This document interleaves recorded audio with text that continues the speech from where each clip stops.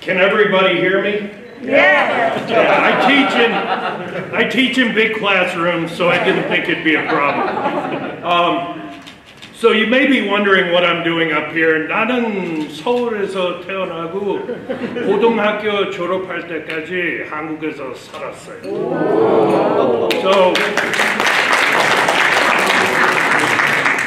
So I was born in South Korea and lived there till I graduated high school when I came to the States to go to college. So I have kind of a unique perspective on Korea, being both Korean and American. While I'm an American citizen, my heart will always be in Korea. My parents were Methodist missionaries there for 37 years. My mother was a college professor at Sogang University and then the Kamnigyo Shinakdae, Methodist Theological Seminary. And my father worked in child welfare first he started Unpyeong Chonjawan. It's Angel's Haven. It was an orphanage that has developed into one of the largest social service agencies in Korea. And then he was the Hwaejang at Holt Adong Bokjiwe, Holt Children's Services Director. So I spent my life navigating two worlds, and I think it brings some perspective to what we're dealing with here with the United States and Korea and what to do about North Korea. Thank you, Dr. Tice. So any questions about, thank you. Actually, I teach at the large classroom as well, so. But anyway, so is there any questions about Ambassador An's talk? Or any related questions? For example, I mean, you may be able to ask about the current anti-Asian segments in the United States as well. Any kind of questions, please.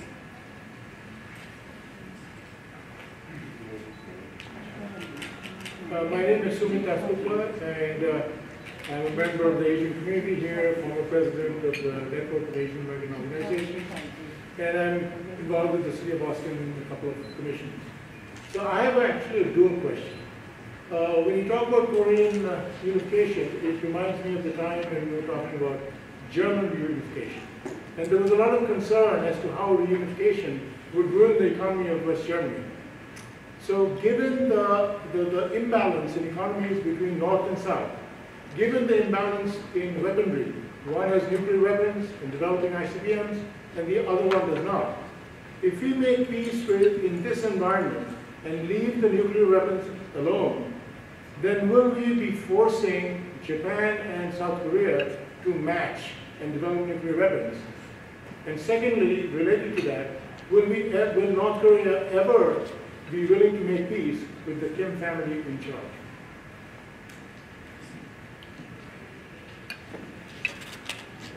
Okay, concerning comparison with the unification or reunification of Germany, in the case of Germany, there was imbalance between West and East. East Germany was relatively small, and its population size was only 1/4, 25% of West Germany's population, and its territory was only 40% of West Germany's size.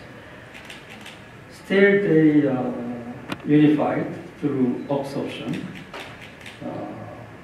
by the West of East overnight. And I remember East German diplomats, all of them lost jobs after reunification of October 1990. And the cost of unification thereafter was huge.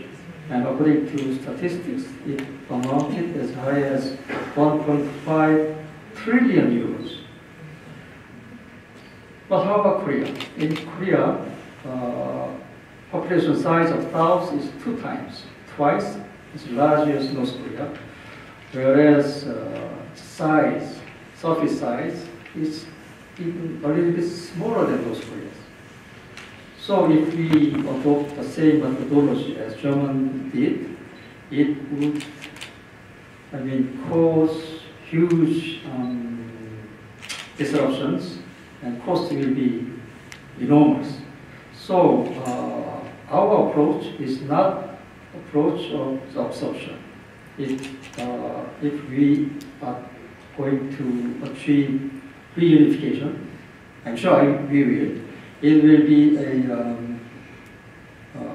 long-term process, beginning with economic cooperation. And how do we unify or adjust political system? Well, later. And as we proceed with economic integration, then North Korea, living standard will go up, and they will become more open and more liberal. So that is our approach towards unification, in difference to Germany's. And concerning the North Korea, is it willing to agree to reunification? Of course. Korean people has been living until division in 1945 as a unified country for more than 1,500 years. So it's anomaly that we are divided. And also, as we can see from the fact that North Korean leader met with our president, current president, 3 times. Well, these days, as I said, the dialogue has been deadlocked, but their willingness to meet each other means North Korea is keenly interested in reunification. What I'm worried about is that the younger generation, they become more and more not interested or indifferent to reunification. So, time is maybe running out. So we have to start the process towards reunification sooner than later. And during that process, we have to convince younger generation about the importance and benefits of reunification for the whole Korean people. Thank you. Dr. Tice, would you like to add on? So I would say that I think sometimes it's best not to be first. And I think South Korea learned something from the experiences of Germany and what they went through in their reunification. And I think the two societies have been governed so differently and are so separate that it will take time before there could be a full political unification. But just allowing people to travel back and forth to meet their family, allowing cultural exchanges, allowing economic cooperation sets the path towards eventual reunification. I know about 80% of the South Korean population wants to have unification. My guess is that North Koreans do not want to stay separate either. So it's going to be a long process. And I think one thing I wanted to comment on, the student said, I think the U.S. really needs to play a role of supporting South Korea's goals as opposed to placing its own desires ahead of what South Korea wants. And I think when the U.S. goes in and approaches North Korea as, we won't have any talks until you get rid of nuclear weapons, you're basically putting the goal before the negotiations. And that doesn't make sense to me. In 1994, the Clinton administration reached an agreed framework for denuclearization of North Korea. And I think the ambassador was correct. The neocons came in the Bush administration, cut off the oil shipments, the fuel supply, and really set us back a long distance. I would like to imagine what relationships would be like if we'd had those 27 years of contact between North and South Korea. So I think it's going to be small steps. But, you know, my question was related to, do we proceed by leaving the nuclear weapons there, or do we actually make that as part of the negotiation? Well, I think the goal is to get rid of them, but you don't start by demanding the goal. So it's going to be a process to get to that. And we may not ever get to that. But at least you have the conversations and you're working towards that goal. And in the meantime, lots of other things are happening. Thank you, Dr. Tice. Any other questions? Hi, this is Robbie Joseph, and I've been interested in history for a long time. I'm old school, so what about the big brother in the world, China? You know, China is one reason why unification hasn't gone much further. So what does the ambassador think about that? Okay, China's position towards reunification of Korea. If reunification is political reunification, it's as I said, it's a long-term process. So if it happens, it's a thing of distant future.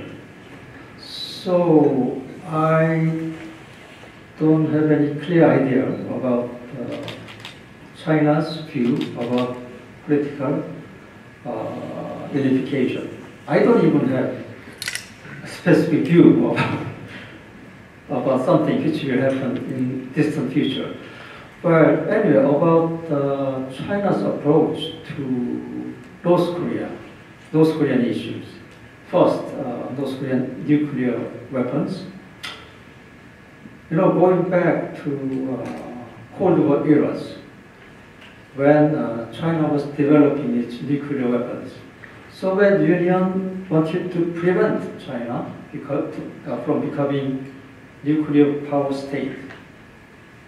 As Soviet Union did towards China, China did the same towards North Korea. So that's why in 2017, China agreed to the series of resolutions about sanctions on North Korea because of their nuclear and missile launch tests. But at the same time, these days the relationship has improved fairly. And I guess behind that, I guess there is some historical origin. You know, Korea established relationship with Soviet Union and then Russia in 1990. And we normalized relations with China in 1992. At that time, North Korea was very unhappy about South Korea establishing relations with China and Russia. Why North Korea couldn't do the same towards United States? So, with regard to North Korea's gesture towards normalization of relations with United States, China seems to be not objecting in any way. So, towards the normalization of relations between North Korea and United States, and the talks on nuclear issues, Japan does not show any hostility of any kind. So China's position towards North Korea is maybe somewhat mixed, but they do not put any noticeable obstacle towards dialogue and reconciliation between South and North Korea, as well as improvement of relations between North Korea and the United States. Thank you, Mr. Ang. I was instructed to wrap up the panel discussion by 8:30, but I think this discussion is going to be really interesting, and if Mr. Park allows me, so I would like to take one more question. Please. I have a question to all three of you. And now that we have new administration, which is Joe Biden, and in your opinion, is U.S. and South Korea relationship is going to be better or worse? And why not? And also U.S. relationship with North Korea is going to be better or why and why not? Thank you. Dr. Tice, would you like to answer to that? Sure. So I think whether it's better or worse is sort of in the eye of the beholder. I think the U.S.-South Korea relationship will be much more predictable and carried out through traditional channels. Donald Trump was an outsider that was not really a part of the sort of institutionalized political structure in the United States, so he felt free to do whatever he wanted. Joe Biden has grown up through that structure his whole career. The people serving is Secretary of State, deputies, etc., served in the Obama administration. They've been in the Foreign Service most of their careers. So I think we will be seeing a reversion to more traditional diplomatic methods. And I don't think it will be bad for the South Korean-U.S. relationship. But I think it will be more difficult on North Korea because, I think it will, because it is the traditional foreign policy establishment, they have their set ways of operating, and it's going to take a lot to sort of pull out of that. And I think if what we're saying is you got to give up your nuclear weapons to talk, there's not going to be much talk. Now, I've seen some indications Biden has said he might be willing to talk for a promise that North Korea will think about giving up their nuclear weapons. And if he's willing to do that, then I think that relationship can develop over time very slowly. Well, I guess Professor Tice and I am on the same wavelength. Great. And concerning U.S. and North Korea relationship, the denuclearization first approach, it didn't work. It didn't work 20 years ago. It didn't work during Trump years. So I guess the Biden administration people, policymakers, I think they realize this is the reality, and they will do their reality check. And at the same time, North Korea is modernizing, expanding its nuclear arsenal, and it is widely understood that North Korean ICBM can reach any cities in the United States. So the situation is becoming more and more urgent. So they feel like it's better to improve relations with North Korea fast. And this is no time for stalling. So I cautiously am optimistic about the future relationship between North Korea and the United States. I agree with Dr. Tai's comments and also Mr. An's comment.